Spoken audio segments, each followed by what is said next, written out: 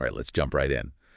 Today we're tackling a question, Right. a big one that I think a lot of folks probably wonder about. Yeah. What does it really mean to follow Jesus? We Yeah. hear that phrase all the time, Right. but are we just scratching the surface? Yeah. And for this deep dive, we're turning to the work of Dr. Roy. Great source. Yeah, he blends ancient wisdom with a very modern understanding of spiritual consciousness. Yeah. And what's so cool is how he emphasizes our inherent spiritual nature right from the start. Right.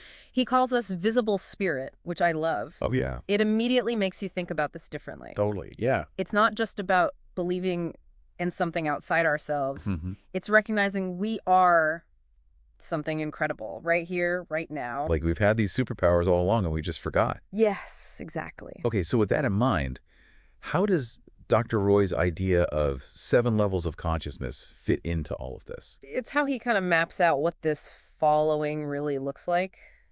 It's not about checking off a list of rules or blindly obeying. Right. It's about embodying a way of being, almost like tuning ourselves to the same frequency as Jesus. So then how do we even begin to do that? Like, where's the instruction manual for spiritual alignment?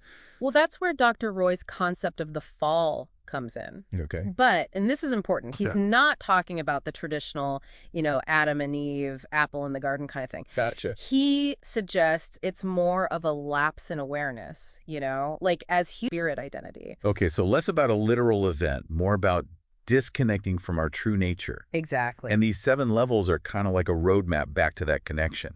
It's like we fell asleep to who we really are, and now we're slowly waking up one level at a time. So let's start with level 1 then. Okay. Waking consciousness. What does that even feel like? Imagine that moment you first realize, hey, Yeah. there's more to life than what I can see and touch. That spark of curiosity, the questioning of what we've always been told, that's the very beginning, that first glimmer of waking up to your spiritual identity. I can see how that's just the start, though, Yeah. right? Like, it's opening your eyes for the first time, but there's a whole world to explore. Yeah. So what's next on this inward journey? Level 2 is where it gets interesting. It's called deep sleep. Oh, cool. But before you think we're going backwards, Right. I was going to get it's not about literally conking out. Right. Think of it as intentionally quieting the mind, Okay. turning down the volume on all that mental chatter so you can hear that subtle inner voice, Okay, so less about snoring and more about stillness. Got it. That's it. And, even in sleep, Yeah. Dr. Roy points out our brains are working behind the scenes processing information. Right. He compares it to our spiritual lives. Sometimes the most profound insights come when we just create that space for quiet reflection. Yeah.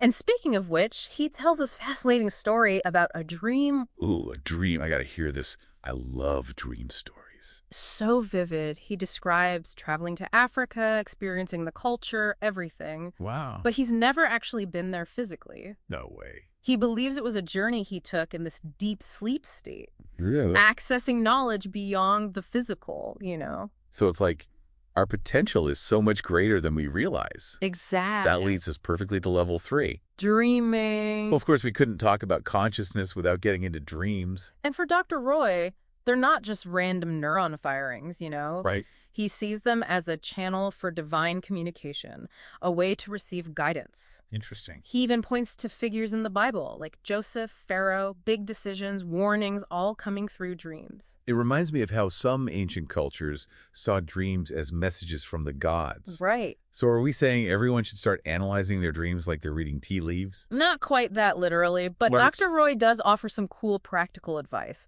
Things like meditation, setting intentions before sleep, Interesting. to better remember and understand those messages from within.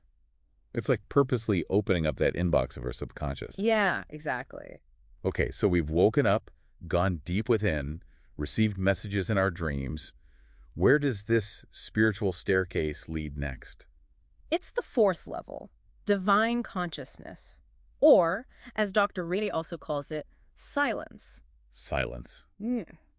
That sounds almost impossible in our world these days. Yeah, it's kind of radical. With everything constantly vying for our attention. Yeah, but at the same time, Yeah. kind of appealing. You know what I mean? But totally. It's not just about the absence of external noise, though. Okay. It's this inner stillness we cultivate, Mm. where we can actually hear the divine voice amidst all the chaos. like quieting the storm so you can hear that whisper. Exactly. Like, think about Jesus, you know? He Yeah. was always going off to be alone, to pray and reflect. Right, not just to escape the crowds, Exactly. but to really connect. Yeah, to connect on a much deeper level. So he was very intentionally creating that space Right. for that divine connection. Yeah. Tuning out the noise of the world, to tune in to something greater. And Dr. Roy suggests we can actually cultivate that same ability within ourselves, you know?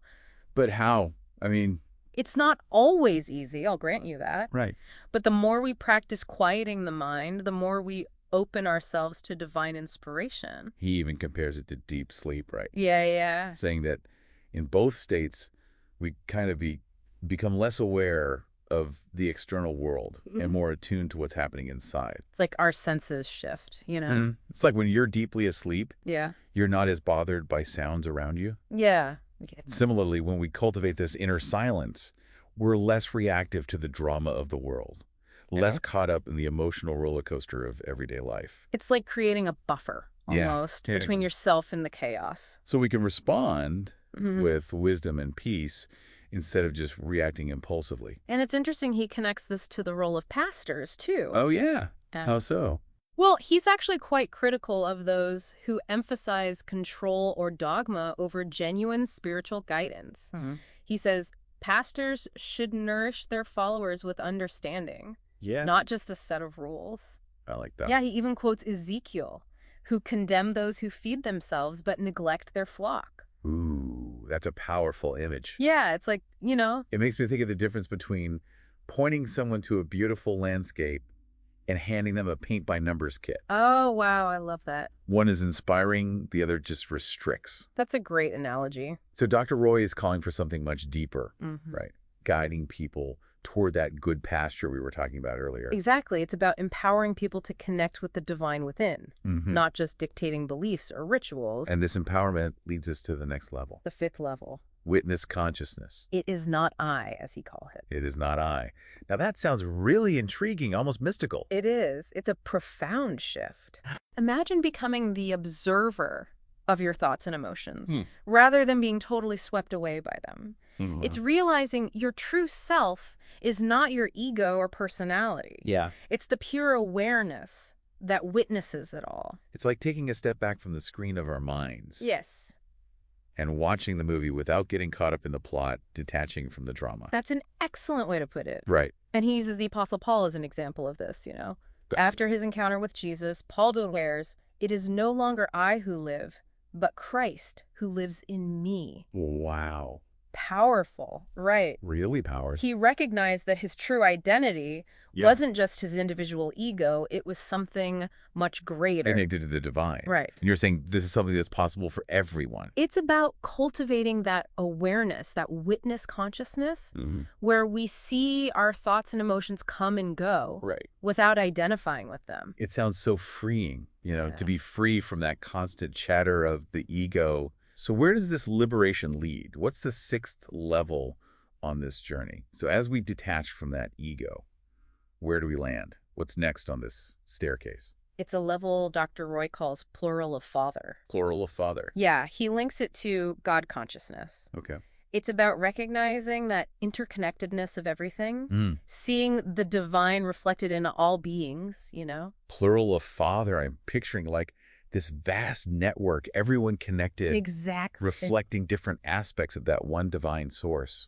Yeah, he references a verse from Hosea about living in his sight, meaning we become the face of the Father. Wow. It's not about hierarchy or anything like that. Right. Recognizing that inherent divinity in ourselves and everyone else. So we move from seeing separation to experiencing unity. Yeah. Understanding that we're all part of this, like this grand tapestry. And that leads us to the pinnacle, the seventh level. Perfect unity. Okay. Imagine a constant, unwavering connection to the divine. Wow. A state of pure love and oneness. It sounds blissful, like reaching the mountaintop after a long climb. But it's not like a destination you arrive at, and that's it. Right. Okay.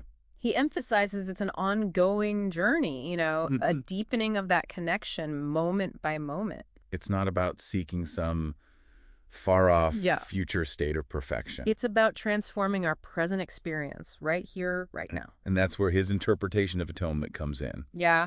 Yeah. which really challenges traditional thinking. It does. He doesn't see it as this transaction where Right. Jesus took on our sins and that's it, you know? It's something much deeper, right? Way deeper. He believes Jesus bridged the gap Okay. between the Father. It wasn't a transaction. No. It was an embodiment. Exactly. So Jesus didn't suffer in our place, Right. but he illuminated the path for us to follow. He gave us the map and the courage to make the journey ourselves. And that's what it means to follow him, recognizing our own inherent divinity, just as he did. We're not meant to just worship him from afar, but to awaken to that same truth within ourselves. It's about stepping into our power as visible spirit. Mm-hmm. And he reminds us that even our words play a role in this. Big time. He points out that Jesus' words were spirit and life, Wow. carrying a transformative energy. It's not just about reciting the right phrases, No. but about aligning our words with the truth we're embodying. Infusing them with intention, awareness. And that awareness extends to the words we hear from others too, right? Absolutely. Dr. Roy cautions us to be discerning, Yeah. to recognize when spiritual language is being used to manipulate or control. It's like developing a spiritual filter, Yeah. learning to separate the authentic from the inauthentic. Yes, because true spiritual power comes from love and service, Right. not ego or fear. So as we wrap up this deep dive, Yeah. what's the one thing we want our listener to walk away with? I think Dr. Roy's work ultimately is an invitation Okay. to remember who we truly are. We are not separate from the divine, but expressions of it. Beautiful. And these 7 levels offer a framework for awakening to that. Yeah, it's not about blind faith or rigid dogma. Yeah. It's a journey of, conscious evolution, a continual deepening of our connection. To the divine within and all around us. And it's a journey we're all capable of making. Absolutely. So as you go about your day, consider which of these levels resonates with you. Yeah. What practices can help you cultivate a deeper connection? How can you align your words and actions with the truth of your visible spirit? This is your journey. Embrace it.